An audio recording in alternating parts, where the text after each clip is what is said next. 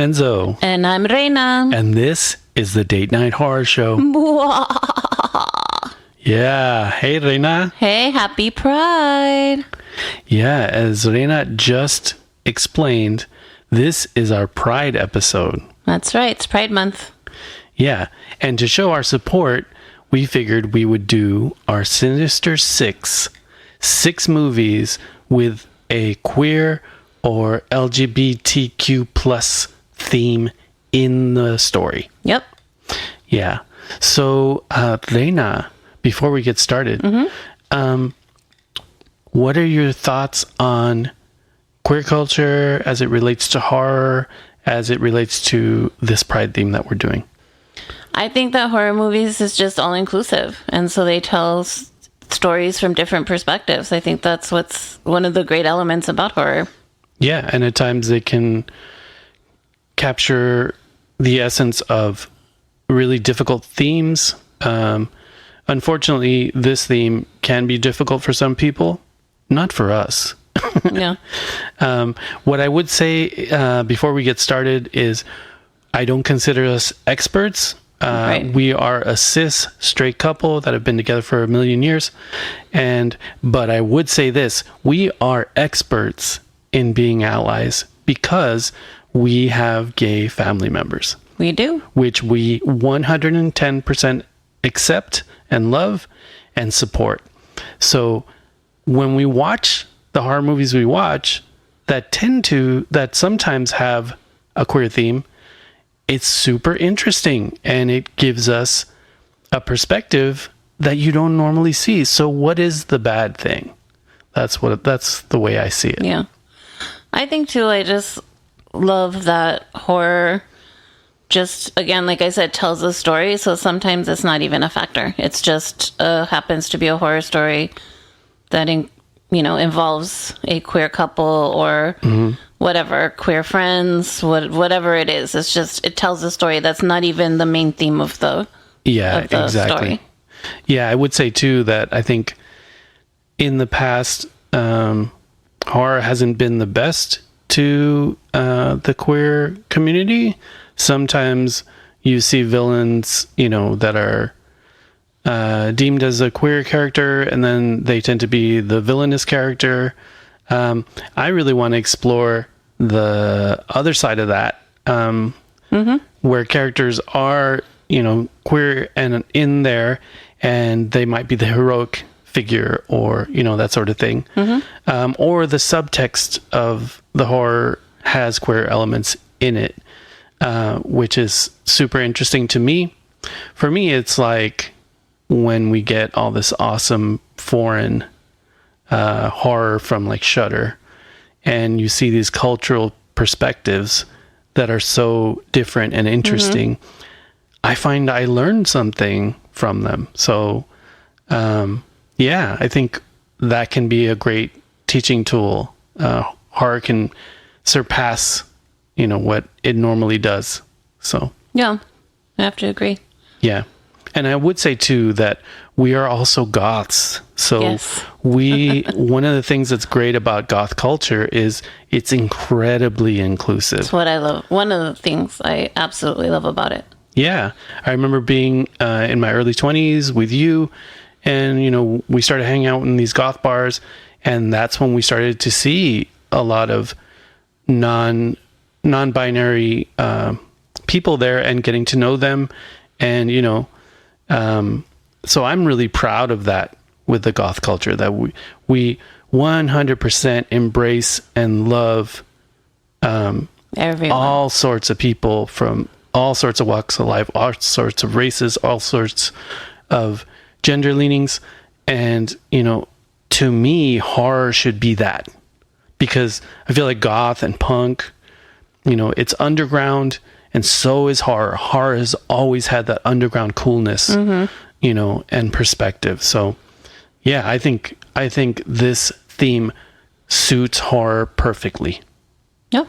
I'm excited to do our Sinister Six. Yeah, so we're going to do 6 films we would recommend with this theme. And then My favorite. we're going to do our feature review, which is our full report of going to see Dragula Live 2024 with Yes. the Boulet brothers. Love the Boulet brothers. Love Dragula. The Boulet brothers originate in LA, but whenever they do Dragula Live on tour, we always make sure to go. Yeah. And a lot of the times we get meet and greets because we really like them. We think they're the perfect ambassadors of horror and subculture.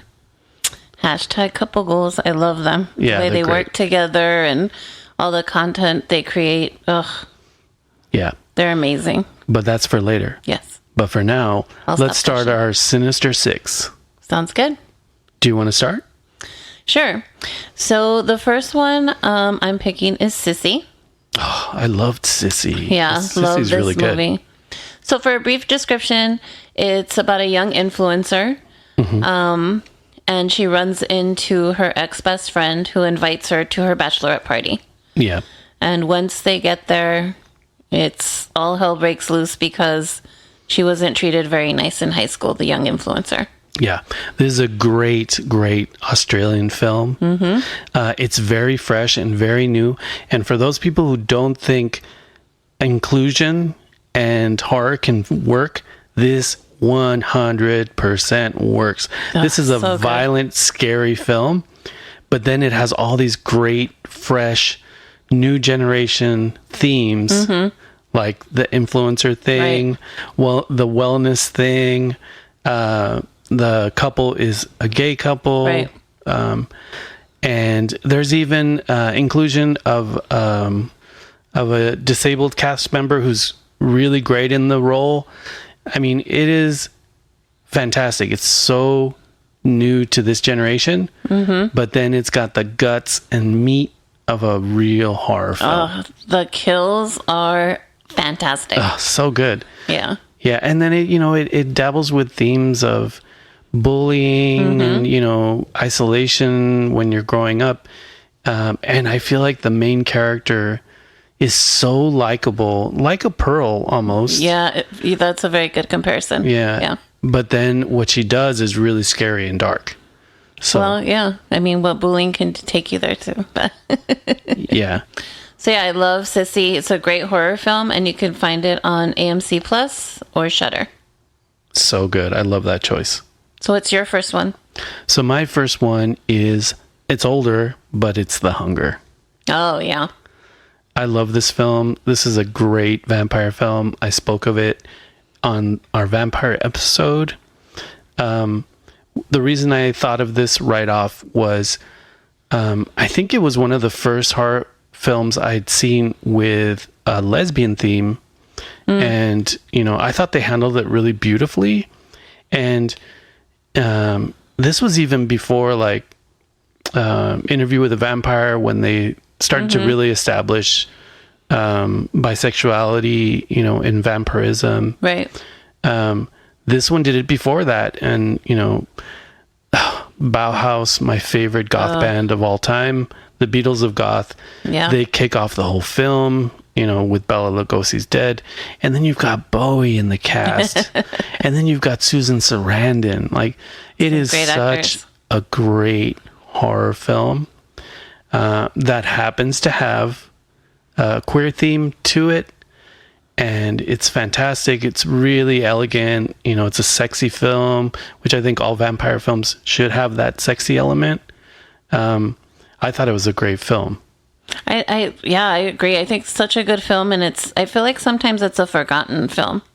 Absolutely. Yeah, and that's a shame because it's a really great storytelling of a vampire horror film. Yeah, and I think the reason it's been forgotten is because it hasn't been transferred to 4K. The transfer I have is HD. It's a digital copy of it, so it has been kind of forgotten. But it is such a great vampire film. And yeah, I just love it. I agree. That's such a good film. Okay, what's your next one? My next one is Raw. Oh, okay. I love which that is movie. a French film. It's about two sisters that go to veterinary school and has to do with cannibalism. Yeah, that's definitely the main theme. Yeah, and it's a coming of age story. It's body horror. Yep. Of course, because of the cannibalism. And I mean, it has characters that are queer. Yeah. But I think it's just overall just the theme of it. The young girl is really just discovering herself Yeah. too. So this movie for me, I know we've reviewed it, so I'm not gonna go into a full review, but it was one of those surprise ones. One of the same ones that Enzo was like, I have a movie for us, and I'm like, what is this? Then when he said French, It's French. all in, because French really know how to do horror. Yeah. And then it was just an interesting way of doing a cannibalism film. Yeah. And what I love about it is, the veterinary school is sort of, you can really relate to it because it's sort of a college, your college Right. years. And, everything, all the dangers of that, there's scenes where the main character parties too much and ends up in precarious situations. There's a lot of growing through experience that the main character has. But then there's like this really dark, bloody, gory, So gory. cannibalism sub-theme that is, completely uncompromising. That's why we like French horror so much. Oh, man. And this film is just, it's fantastic. So good. So great. Yeah, so if you haven't seen Raw, you got to see it. Yeah. So good. Absolutely. That's a great one. That's a great choice. So my next one is The Lost Boys. Ooh, such a great classic. And some people might be surprised why I picked this, and I'm going to explain to you why I picked this for this queer theme. So the film is directed by Joel Schumacher, and originally it was supposed to be more of a Goonies sort of film. The characters were meant to be younger, but Joel Schumacher said, let's make this more of a teenager thing. Let's make it a little sexier. And I think his aesthetic choices are there in the film. And there's a subtlety between Michael and David. There's undertones there. But later on in interviews, Joel Schumacher admitted that the Corey Haim character of Sam is a young queer character. I was surprised when you told me that because I didn't catch it. Yeah. There's little things in there. Like, for example, he has posters of Rob Lowe on his wall, Molly Ringwald, the way he dresses, and the character is meant to be sort of a mirror of how Joel grew up, because Joel Schumacher was a gay man. So that's what I love, is that, it's there, but it's not, like it's there. It's just there. there. And he's the greatest, he's the coolest character in the movie. Yeah. Like, he's so resourceful, really charming, really likable. And he's the entire core of that film. And so people can look at it and say, oh, movies now are too woke and stuff. Like, come on, dude, this thing has been around forever. So, so relax. And, that's why I want to tip my hat to The Lost Boys, because there's definitely themes in there that would fit in this category. Yeah, that's a good one. I'm glad you that's one of your choices. Yeah, and by the way, it's one of my favorite 80s movies of all time. You love The Lost Boys. And one of my favorite vampire movies of all time. So, what's your next one? That's a good one. Okay, so my next one is one of my favorites. Because I am a girl who loves a creepy cabin in the woods by a lake theme. Oh God, I know what you're going to say. So mine is What Keeps You Alive. Oh, I love this movie. Such a great one. Oh my gosh. So it's about a gay couple that goes to celebrate their anniversary at a cabin by the lake, like I mentioned. Right. And has a lot of surprising twists and turns. Yep. It's a revenge movie. Yeah, I guess it is sort of a revenge movie without revealing too much. Yeah, I don't want to reveal too much. Yeah. But there's a lot of elements. Revenge is one of them. But It's such a good movie. Both actresses are Incredible. Oh my God, incredible. Because it's mostly about them. Like, there's not a lot of other characters around except for them. Yeah. And oh man. Yeah, that movie's great. Like there's so many great visual moments. And then at first you think it's more of a thriller, but it goes to the hard place. Yeah, totally. That's totally true. Because at first I was like, oh yeah, this is cute, you know, but then boom, it just like, I love that. the surprise element of what happens, you're just like, whoa, where did that come from? Not expected. Yeah, and this is the kind of film that gets overlooked. If you have not seen What Keeps You Alive, please look for it. It is fantastic. So good. And I feel like the lesbian element in this is actually complements the horror. And you'll see why when you watch the film. I don't want to reveal too much, but it's definitely there. It does improve the horror.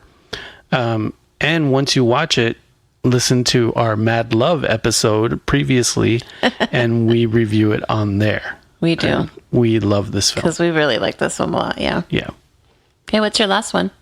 So my last one, I don't know if this quite fits, but it's Hellraiser. Yeah. I feel like... I think it fits. I feel like everything Clive Barker does has elements that would fit this category. And, you know, the new Hellraiser film leans more into his original concept, which Pinhead is meant to be kind of genderless. But even Doug Bradley, even the first film, there's something about that character that fits this. Yeah. And then, you know, everything Clive Barker writes has a sexual element to it.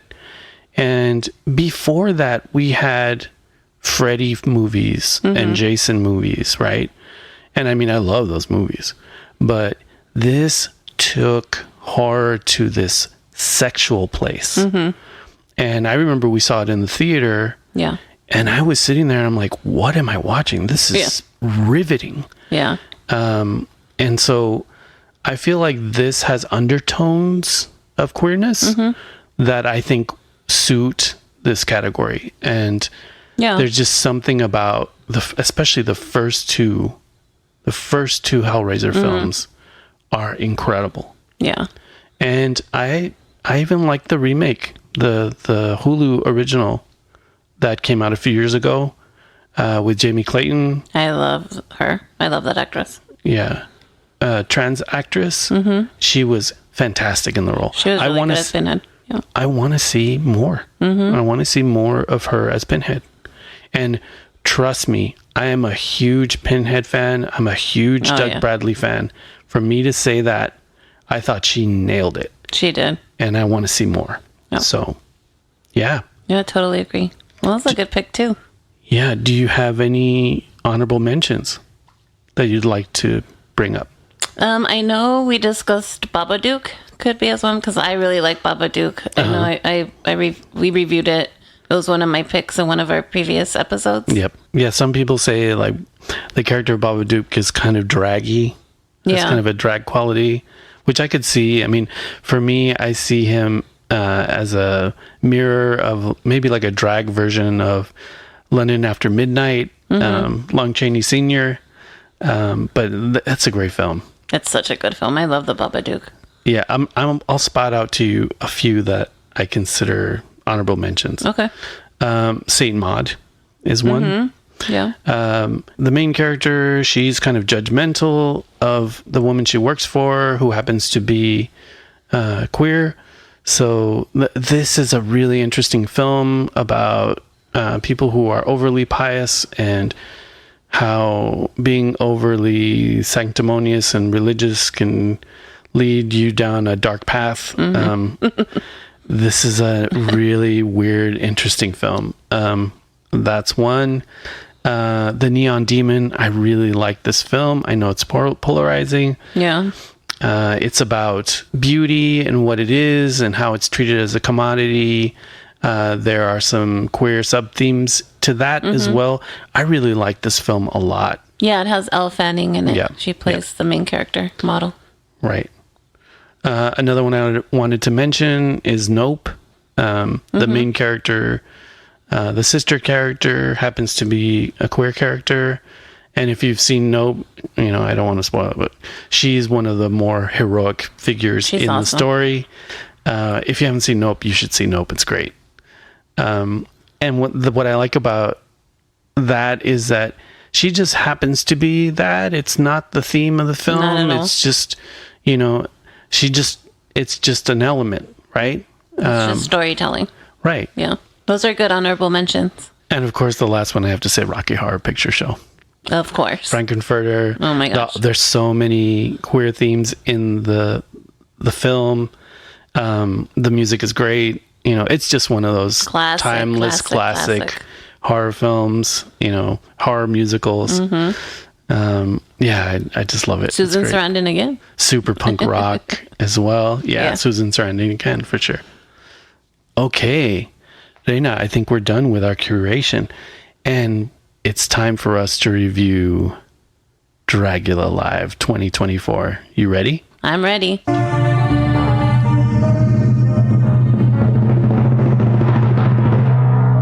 And now, our feature review. Hello, uglies. I wish I had Swan's laugh because I love her laugh. So, Reina, I figured we wouldn't do a spoiler zone for this because the tour is already over, so we wouldn't be able to spoil anything anyway. Yeah. So I figured we'd just go in depth with what our evening was like and just go through each performer and kind of what we thought.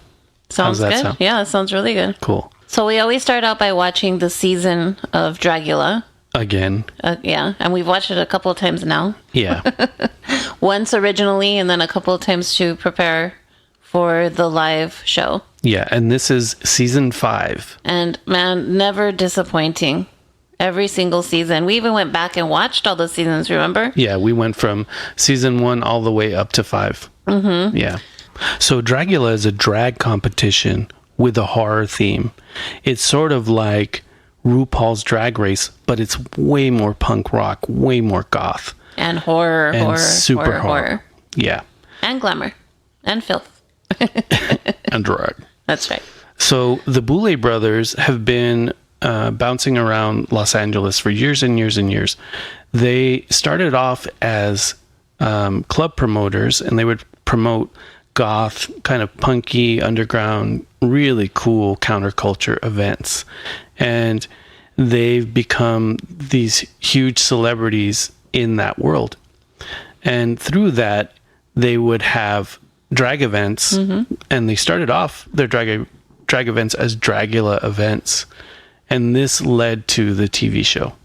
Yeah, and it's in season 5 just wrapped. They're filming season 6. And so they do a live tour also after their season's wrap. We always watch the season as it comes out because we always go to the shows when they come to Los Angeles. Yep. And we do the meet and greet because we like to meet the monsters. And of course the Boulet brothers. And they're such gracious, nice people. Yeah, and they're bringing, this sort of underground goth subculture and, approach to drag. They're bringing it to the mainstream without compromising what's cool about it. And what I love about them is that they just play by their own rules. Yeah. And every season they change things up. They do what they want. They unapologetically keep the Dragula name alive. Oh, yeah. And it's great. And I think what's even revolutionary about Dragula is they not only have drag queens, but they also have drag kings. Yeah. And that's pretty amazing because I haven't seen that on any other show.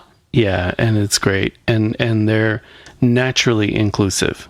They have people of all gender leanings, and shapes and sizes. Yep, shapes and sizes. And ages. So I feel like they do true inclusion the right way. Absolutely. Yeah. What they're looking for is people that can bring the horror. Yeah. However that is, you know, whatever you look like, again, what you said, that's just the thing. Just, they have to have a love for horror like they do. Yeah. So it's the drag thing. What is it? Drag, filth, horror, glamour. Right. So you have to have all 4 of those tenets to be considered a Dragula super monster. And they don't judge on your drag performance because they feel like drag is like your own personal style. What they judge on is those bringing those elements to your drag, because they don't want you to lose your drag style Right. in the competitions. Right. Okay, so for Dragula Live, they take the top 4 contestants and they tour with them. And so we got to see Blackberry, Yep. Orgotic, I love Orgotic. Throb Zombie, and Neo Hulu X. So I guess we can talk about what the live podcast was like, because we paid to go to the live podcasting, and then we went to a meet and greet where we got to meet the Boulay brothers themselves, and then the 4 contestants I just mentioned. Yeah. So this is the 3rd time we have been fortunate enough to do a meet and greet. But this is the first time they did the podcast, or at least the first time we did the podcast. Yeah. Part of it. And oh my God, I fought so hard not to cry when they came out because it was such an intimate, it was more of an intimate setting, right? Because Yeah, we were right in front. right in front. Yeah. They didn't have a lot of people Right. that were able, they had a certain amount of people that were able to buy that portion of it. Right. So it felt very intimate. Yeah. It felt like they were just having a conversation with us. Yeah, I would say there were about 30 people in total. Yeah. And oh my God, they're just so amazing. I mean, I can't say enough about the Boulay brothers. I really can't. I mean, Yeah. I just think they are so amazing, and they're such a beautiful couple, and they do so much for their community and for horror, I feel. And goth. And the goth subculture. Yeah, I mean, they're just I'm getting teary just even talking about it, because it just reminds me of how I felt when they came out. They brought them out, 2 really buff dudes brought them out on this gorgeous velvet couch, Yeah. and they just sat there and spoke to us, and they allowed questions from the audience, which was really cool. Yeah, that was great. Yeah. And then if you listen to their podcast, Creatures of the Night, they have their producer Ian DeVogler come out, and he tends to do the news, horror news. So they did that whole thing right there live with all of us. In fact, if you know of their Junior Mints movie club, they actually handed out Junior Mints. Yeah, that's right. I during forgot that about segment. That was cute. So it was really cool. If you're a fan of the podcast, it was really, really fun. And again, they were right there, very comfortable, answering people's questions. It was really, really cool. It was a really good experience. I'm glad we did that piece of it. Yeah, and in fact, they were so gracious that they went a little longer than they normally do. And Drac was like, "Oh yeah, one more question. Let's do a few more questions, right?" So after that, we got in our line for the meet and greets. Yeah. So actually, while we're standing in line, you can see the monsters come out, and so we're just super excited when they came out to line up so that you could take your picture with them. Right. And so it's just so surreal, because you watch them on TV and you root for them, and we have so many discussions of which one we like, which one we think's going to win, Right. who we think the top, because it's supposed to be top 3, but they sometimes just do top 4. because they're all so good. I think they're it's all just so so good, hard yeah. to choose. And so, of course, then the Boulay brothers come out, and it's just like, oh my gosh. Yeah. So then you get to stand in line, and the first pictures with the Boulay brothers. Yeah. And they're so nice. They're so gracious. What I like about this meet and greet is that they take their time. Yeah. So it's not like, okay, there you go, now get out, and the next. It's not like that at all. Like, you go, you take their picture. They take like multiple pictures of you. Yeah. With them For coverage. And you can change, how you stand, whatever. And they're just so nice, Yeah. And then, so when you do the meet and greet, they eventually send you a link to the pictures, and you can see how many pictures they've taken. So they do like what, 5, 6 different like 5 or pictures for 6 different coverage. pictures. For coverage. Yeah. Yeah. And then I remember right when we were about to meet them, there was a fan in a wheelchair that wanted to take a picture with them and wanted to stand with them. And they were so gracious. They helped him. And caring. Yeah. Like you could tell they were watching, like they wanted to make sure that he was okay. Yeah. And I thought it was such an amazing display. Like they weren't bothered by the extra time it took. They're just so human. Like they're just just great. nice people. They're really nice people. Yeah. And I don't know about you, but every time I meet them, I sort of get tongue tied. Like I want to tell them how much we love their show and how much we respect them. But I just get real quiet. Like, cause it's just so surreal. Cause we watch Dragula a lot. I just kept saying, I love you guys so much. I love you so much. I think I said that a few times. And Swan was like, thank you. Like, yeah, shut up already. No, I'm just kidding. That's not true. Very nice, both of them. Very nice. And then afterwards, we went to, the next one is with the monsters. You pose with all 4 of them. Yeah. And, so let's talk about that. Okay. Okay. So I have a few opinions about that. Okay. So, Orgotic, of course, he's head to toe in his crazy costuming. Like, so Orgotic looked like straight out of the show, right? Yeah. Just like you see him in the show. But for me, I feel like some of the other contestants dressed down for the meet and greet, which is understandable. I'm not dinging them, but I felt like Orgotic and Blackberry, they dressed like they had just come off the runway. Yeah, I agree. But Throb Zombie and Neo Hulu X, they felt a little stripped down for me. Like they're, Yeah, I would agree with that. Which is understandable because I know they have to make a bunch of looks for the show. Right. But that was just an observation of mine. What about you? Yeah, I mean, I guess at the time I was just so excited. Yeah. You spoke to Orgotic, right? Yeah, well, yeah. So Orgotic is from Argentina. Yeah. And so I told him he looked te ves bien chingon, which I wasn't sure if he'd know because chingon is more of probably like a Mexican term. Yeah, badass. But he did. Yeah, chingon means badass. But he was like, ay, una hermana. So he's like, oh, my sister. So of course, oh my God, that threw me. And maybe that's why I didn't notice, anything else. Because I was like, oh my God, he just said that about me. I'm a total fan, so I get really weird. I have to say this about Orgotic, okay? So we grew up in the same border town. And sometimes Latin communities can be very, very conservative. Oh, yeah. Just to give you a sense of that, listeners, if I were to wear a bracelet with beads, and they could be black beads, I would hear shit all day. A man wearing anything that isn't a watch, they'll start, throwing slurs at you. And, we grew up in the 80s, so, nothing was politically correct. Oh, yeah. And then I had long hair as well. When you don't try to fit in, they'll let you know you're not fitting in, which is fine.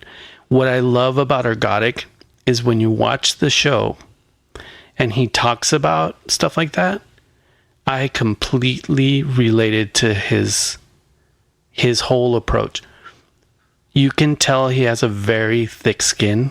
Oh, yeah. from having grown up with that. So if someone read him, he'd be like, yeah, whatever. Because he's used to like cruelty, like straight up cruelty from people. And I just loved his authentically punk rock attitude when it came to that. And I really identified it, and it reminded me of the resilience I had to develop for having long hair in my hometown. Well, yeah, I mean, on the show, he talks about how his father was pretty cruel to him. Mm-hmm. So I think that's where his thick skin, came from. Yeah. But yeah, Orgotic is awesome. They're all four of them are great. But I was just very fangirling because he said that to me. Yeah. But yeah, so we took our pictures, and then we got, because we had to be there early for all of it. It was cool because then you can just kind of hang out and then wait for the show to start. Yeah. And then Reina, she wanted like this balcony seat, which was a really good call. Because when you're on the floor, taller people can just get right in front of you and then you don't see a thing.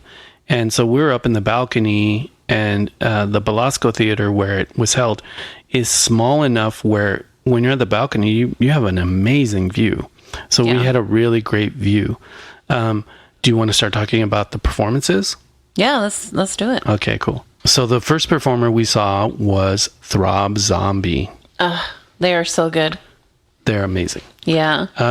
One of the things I love that they did was they wore a look that it was one of my favorites of the season, which was the gangster, mobster, ghost. Right. From the hotel episode. Right. I don't know what it is, but they understand masculine energy. Yeah. And how to present that. I almost saw them as like a heartthrob, like an Elvis sort of thing, with like real authentic masculine movement. I was so impressed. And the costume was improved even more. So good. They are one of the best performers on the ticket. For sure. By far. For sure. And the whole season, their costumes were amazing. Amazing. I don't think they had one bad one. No. Yeah. I think it all came down to taste, really. But as far as execution, effort, it was all there. It was all there. And then their spirit. performance. Yeah. And real spirit. Real spirit. And confidence. Oh, 100%. Yeah. So next we saw Blackberry. And Blackberry did a look that was reminiscent of the Bride of Frankenstein. It was a Sade song. Oh, that's right. Which I really liked. So you go from Throb Zombie that has a lot of kinetic, like forceful energy, to Blackberry, which is more feminine, subtle, but still just as commanding, which I was very impressed by. Yeah. And the look was flawless. Really good stage presence. Really good performer as well. Yeah, confident. Had been doing it for a while, you can tell. Yeah, they're definitely a veteran, I think. Yeah, absolutely. And then next was Orgotic. The mighty Orgotic. I don't know. I guess it's hard if you haven't seen Dragula to imagine Orgotic and for us to explain him, because the costumes are just out of a horror movie, comic book, graphic novel. I mean, they're just really out there and cool. Yeah. And what was really cool about him and his costumes is that he would, because he doesn't have a lot of money, he says on the season, is that he takes elements from everywhere and anything and turns them into these amazing costumes. Yeah, so it's like I see his work as like, it's like trash demons.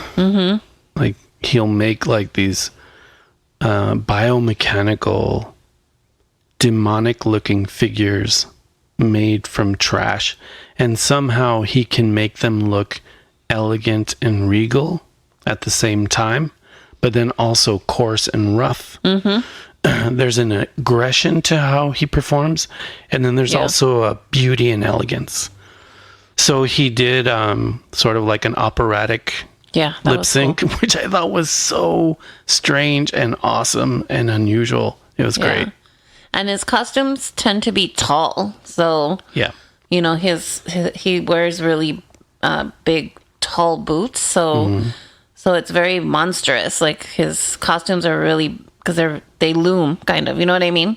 Yeah. So they're very big and very, and I think that's creepy. What was, this is what's unique if you went to see Dragula live, was if you saw the series, you saw that our Godic was an odd performer, kind of flopping around on the floor and stuff, which I didn't mind, but you can tell he sort of honed his performance, and he did more lip sync work, and the songs he chose were really interesting, operatic. Yeah.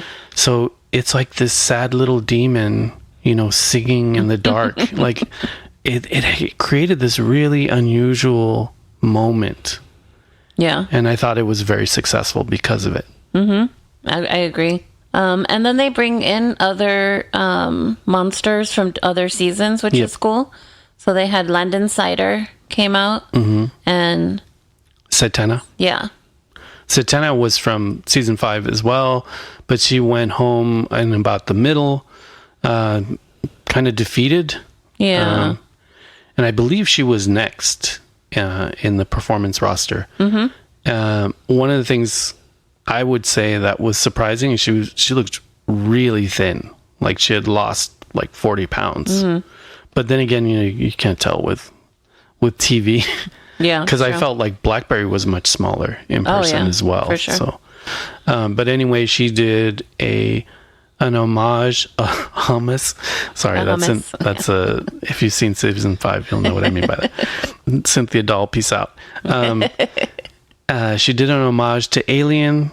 Her outfit had kind of a slime green, and then she had a face hugger, and it was interesting. I thought she was a really good performer. She was, yeah. And then she sang to Latin music, which is awesome. Yes. I love when people bring their culture into it, because it creates a really interesting new element to the stage show. So, yeah. And I think with her costumes were really pretty. So and this one was too. Yeah. And so I think that's for the show. I think that's where, or why, you know, as the competition progressed, she went home because she didn't lean more into the horror. Yeah, she went home because of her designs. Not necessarily, and not because they were bad, because they were pretty, they were nice. It was just they weren't horror. They lacked an edge. Yeah. So Neo Hulu X comes up, and she does something that's reminiscent of the first look she did on the season, which was the fox with the multiple tails, which was based on Chinese lore, and she did that, but then it was like different. Like, you can tell she kind of did a mashup. She did a mashup, yeah. Yeah, because she didn't have the fox face. Yeah. She had a different face. But there were elements of that costume in there. Yeah. So Neo Hulu X was a favorite for me on the show from the beginning. Yeah. She had, I mean, I'm like even tongue-tied. She had really amazing costumes. Very elegant, but horror. Really well put together. I don't know. I just can't say enough. They're just brought in a lot of her culture. Yeah. And also some of the stigma of how her culture has treated her because she is gay. Yeah. And so it's just amazing. She was such an amazing costume designer. Yeah, I don't think she had a bad look. No. Even like, I know on the season she had trouble with the Rock one, but I thought she did some really interesting things with the makeup for that. Yeah. And her individual look for the Rock one was incredible. So good. But yeah, Neo Hulu is, it's like she would even say, she's like, I'm not here to show you drag, I'm here to show you the future of drag. And I agree. I think a lot of the aesthetics she did, people are going to copy the shit out of her. Oh yeah, because it's so unique. Her last look for the final show for the season, which they have to do a horror look, a filth look, and a glamour look. And her glamour look was like brought tears to your eyes. It was so beautiful. Yeah. And different and like nightmarish in a way, but in a beautiful way, if that makes sense. What I would say about seeing her live is you can tell that she is an emerging performer. She doesn't quite have the confidence that a Throb Zombie has, or a Blackberry. But I think she'll get there. Oh yeah. I'm not entirely sure that's what her plan is. I know she is a fashion designer, and she did an interview on Creatures of the Night, and she went to a really prominent design school. So, you know, I think has more than just drag in her future. Yeah. But it was awesome to see her live. Yeah, yeah. And she was very sweet also during the meet and greet when we got to take pictures. All of them were. Yeah, they were great. They're all very nice. Okay. Very welcoming. So then I think Land Insider was there. Was next. Oh no, it was probably a Boulay Brothers performance. Yeah, you're right. It was the Boulay Brothers came out, of course, because they have to be in the show, and they're awesome. They're awesome. Their performance is always so unique because it's two of them, and you can tell they're completely in sync. Yeah. And their themes are really playful at times. They did one where they're Halloween. It's like a Halloween box, and they're putting on different masks, which I thought was really inventive and cute. And then really it had that vintage mask, Halloween mask from the 70s sort of vibe to it. Yeah. I thought it was really, really good. I think they're really good at picking their songs as well. They have very good taste in songs. They do. Even their own music is pretty cool too. Yeah. So. Yeah, they're such an amazing, like I said, they're just such an amazing couple. And their costumes are always cool. They always have different costumes during the season. And just, you know, what they wear at the shows is always on point. Yeah. They're just a cool little couple. I love them. Yeah. So then I believe that's when Land Insider came in. We actually saw them coming into the theater when we were waiting in line. I know. I almost lost it. And I spotted them right away. What are your thoughts on their performance? They're a drag king. Amazing performer. I follow them on Instagram, and their makeup is insane. Yeah. So I have to say, and I hate saying this because I'm a huge fan, but I was a little underwhelmed. Yeah.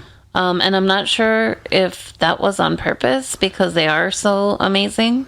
Yeah, I almost feel like they picked a non-drag king look because to kind of show respect for Throb. Yeah. Because that's what they do. And, you know, so the look was more of a Grim Reaper kind of genderless sort of look. And, yeah, it was a bit underwhelming.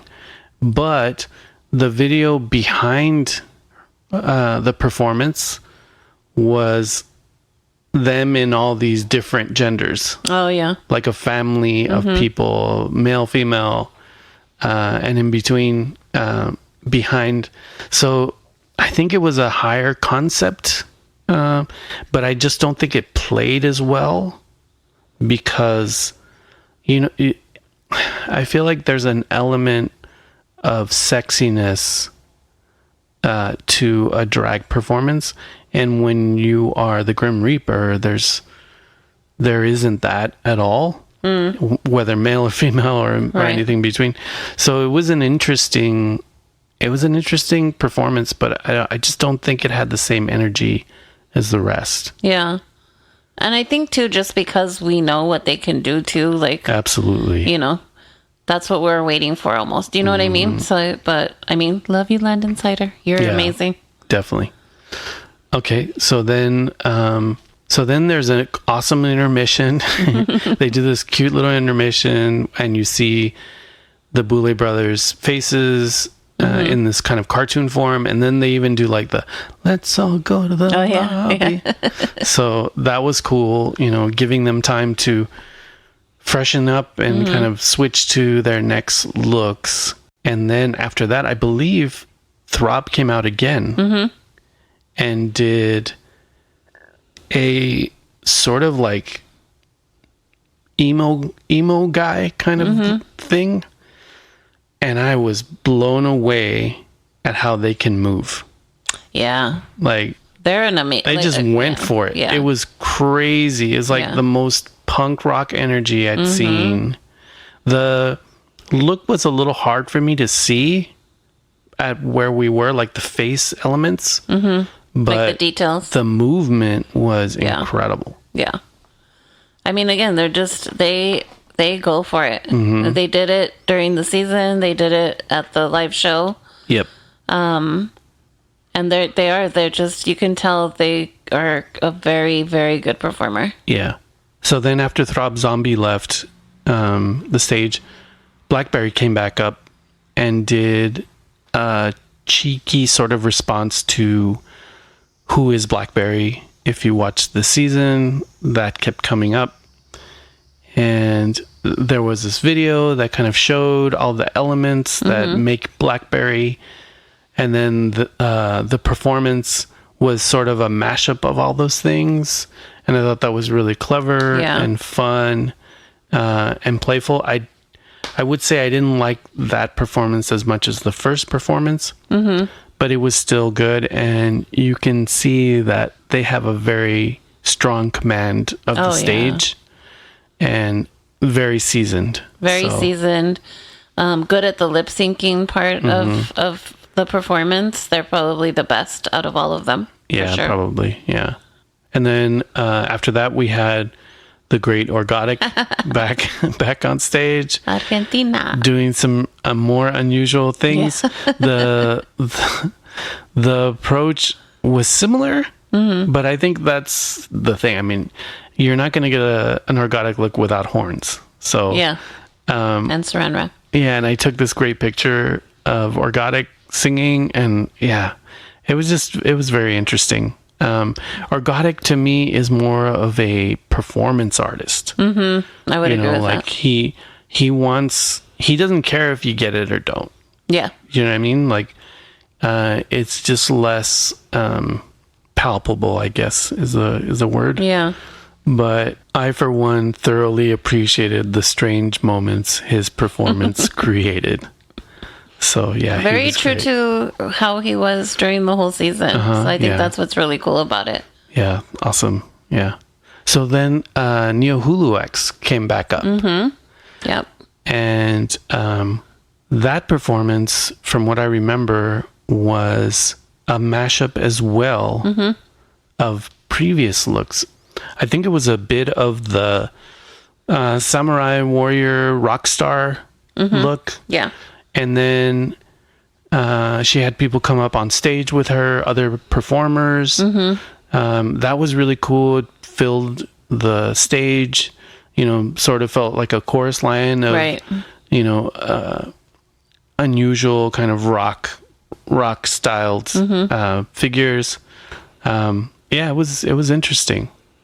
Yeah, I liked her rock look in the season. Oh, so cool. It was really cool. Her individual rock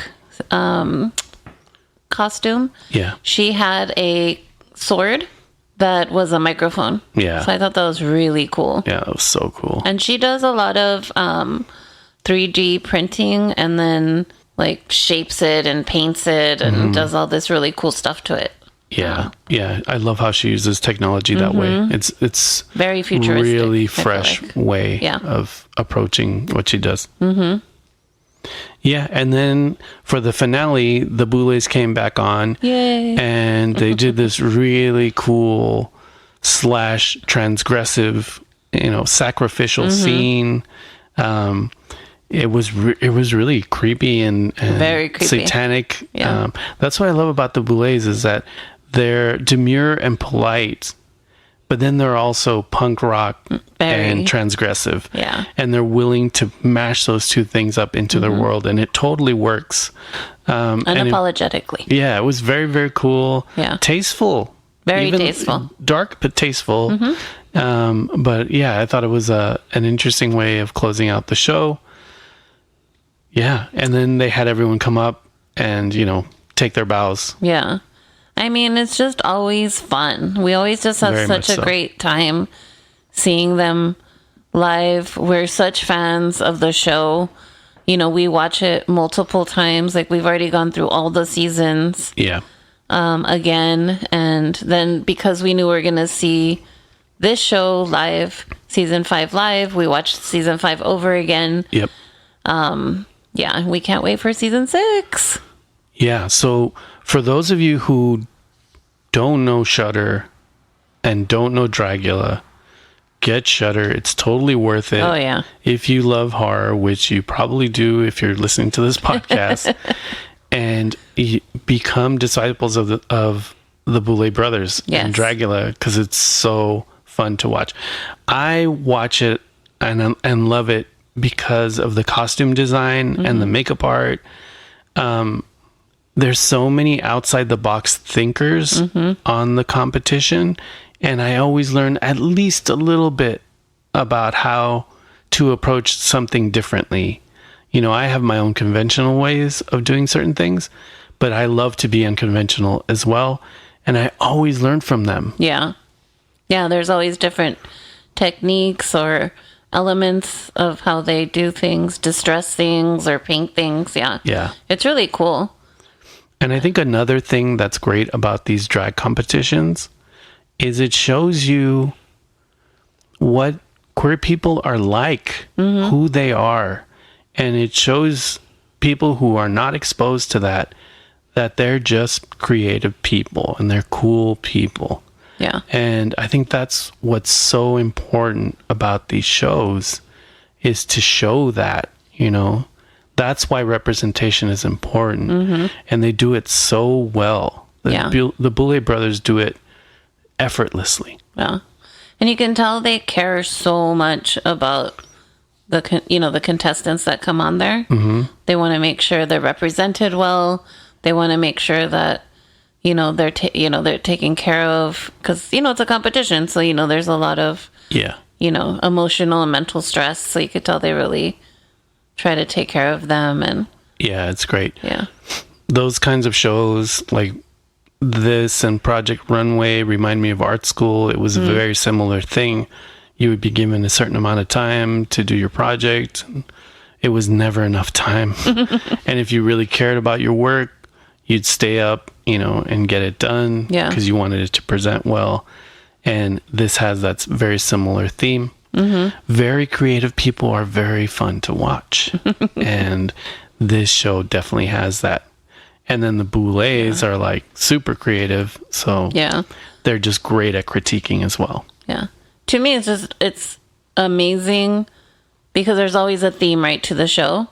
And so it's really amazing for me because Enzo's the one with all the talent of, all the makeup and the costume design. You're the performer. I just go along with it because it's fun.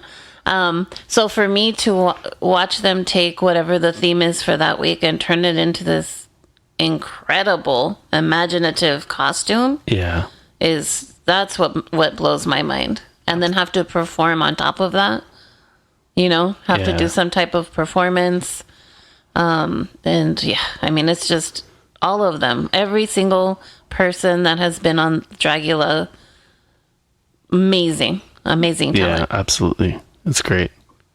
Yeah, so if you haven't seen Dragula, start watching it. It's so fun and great. Yeah, it's amazing. Cool. Well, I think we're done with the review portion of Dragula. Is there anything else you wanted to mention about Dragula Live or the queer theme or any of that? No, I would just say Dragula, again, watch it, go to their show. If you're in LA, they do a Halloween show.